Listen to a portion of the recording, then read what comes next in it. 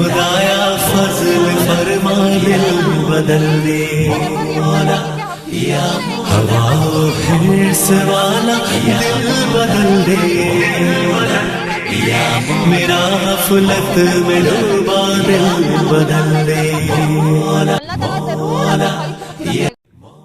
میرے بھائیوں، ابھی جو آپ نے ایک مختصر سی ویڈیو دیکھی ہے، یہ کوئی معمولی لڑکی نہیں تھی، معمولی لڑکی نہیں ہے۔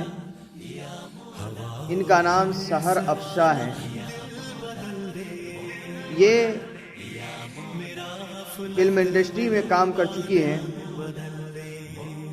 لیکن اللہ تبارک و تعالی نے جس طریقے سے سسٹر ثنا خان کو ہدایت عطا فرمائی، اللہ تعالیٰ نے ان کو بھی ہدایت عطا فرمائی۔ بڑی ہی خوشی کی، بڑی مسرت کی بات ہے کہ اللہ تعالیٰ نے ہماری ایک اور بہن کو ہدایت عطا فرما دی۔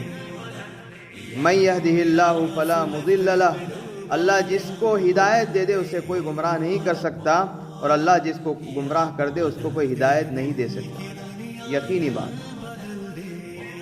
تو سحر افشاں نے الحمدللہ ثم الحمدللہ توبہ کی، اور اس کے بعد یہ بھی اسلام کی راہ پر چل پڑی۔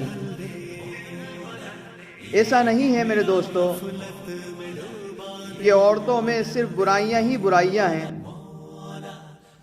ہوا ہے تاریخ کے اندر ایسا بھی کہ بڑے بڑے عبادت گزار کو عورتوں نے پھسلا دیا، لیکن ایسا بھی ہوا ہے کہ ایک عورت کی خاطر اللہ تبارک و تعالی نے حد سالی کو بھی دور فرمایا، اور عورتوں سے اللہ تبارک و تعالی نے بڑے بڑے کام۔ چنانچہ ایک مشہور واقعہ لکھا ہے، شیخ محدث حق دہلوی رحمۃ اللہ علیہ نے اس واقعے کو لکھا ہے۔ ایک مرتبہ دلی کے اندر قحط پڑا، بارش نہیں ہو رہی ہے، سب پریشان ہیں۔ لوگ علماء اکرام کے پاس گئے، چنانچہ صلاۃ استسقاء پڑھی گئی، یعنی بارش کے لیے جو نماز پڑھی جاتی ہے پڑھی گئی۔ سب لوگ اکٹھے ہوئے، رو رو کے دعا کر رہے ہیں، لیکن دعاؤں میں کوئی اثر پیدا نہ ہوا، اور اللہ تعالیٰ کی طرف سے بارش نہ برسی۔ کچھ دیر ہوئی، ایک نوجوان سواری کی نکیل پکڑتے ہوئے، اس کے اوپر کوئی بیٹھا ہوا تھا، آ رہا تھا۔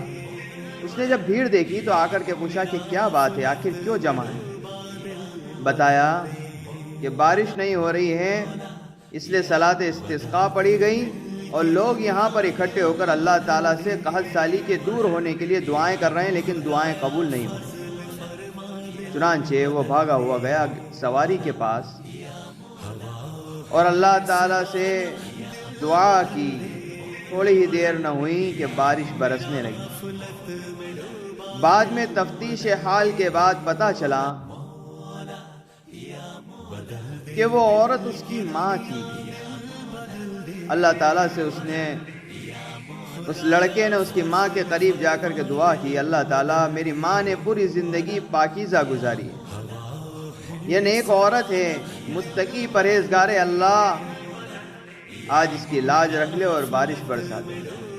اللہ رب العزت نے بارش برسا دی۔ تو عورتوں کے ایسے کردار بھی ہوتے ہیں کہ اللہ تعالیٰ نے اس ایک عورت کی وجہ سے قحط سالی کو دور فرما دیا۔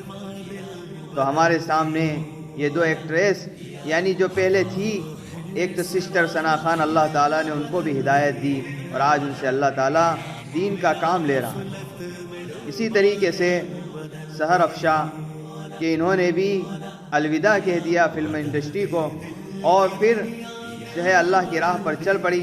یہ ویڈیو دکھانے کا مقصد یہی تھا کہ دیکھیں کس طریقے سے انہوں نے گناہ کے راہ کو چھوڑتے ہوئے ایک ہدایت والے راستے کو اختیار کر لیا ہے۔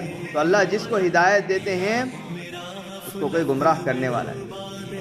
اس لیے جو لوگ ان کو دیکھ رہے ہیں اور جنہیں پتہ ہے کہ ان کو ہدایت مل گئی، وہ ان سے سبق لیں۔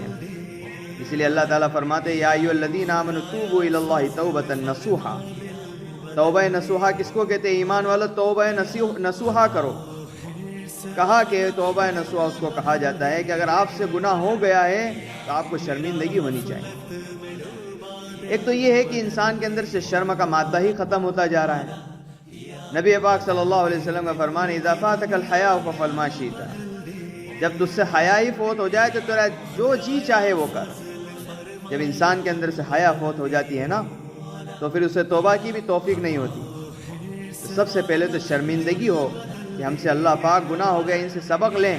صرف یہی گناہ نہیں، زندگی کے ہر گناہ سے ہم توبہ کریں کہ اللہ تعالیٰ آج سے ہم توبہ نصوحہ کرتے ہیں. اور سب سے پہلی اس کی سیڑھی ہے شرمندگی ہو اپنے گناہوں پر.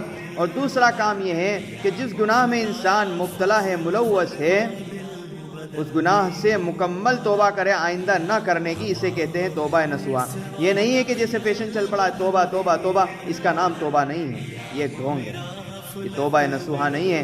توبہ نصوحہ علماء نے اس کو بتلایا ہے کہ جس گناہ میں آپ مبتلا ہیں اس کو مکمل طور سے ہمیشہ کے لیے ترک کرنے کا ارادہ کر لیں، اسے کہا جاتا ہے توبہ نصوحہ.